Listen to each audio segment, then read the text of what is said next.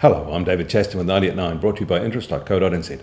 This week, get everything you need to know in 90 seconds to 9 o'clock, including news that central bankers were in the spotlight overnight.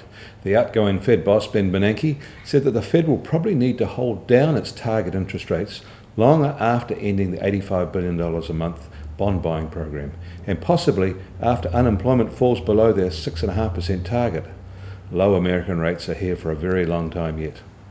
And the Bank of England came out with a similar sentiment.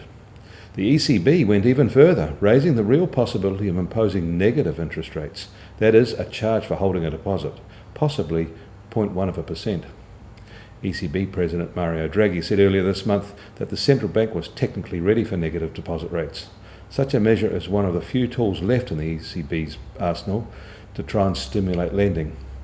Whether they would want to use it so soon after cutting the refinancing rate to a record low 0.25% is debatable, however.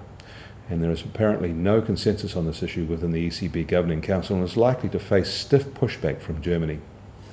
Meanwhile, American consumer prices are staying low. They dropped 0.1% in October and are up 1% over a full year. US retail sales for October were higher than expected, and business inventories also came in a bit above expectations. But US October home sales, excluding new builds, were down in volume and up in price on a shortage of listings.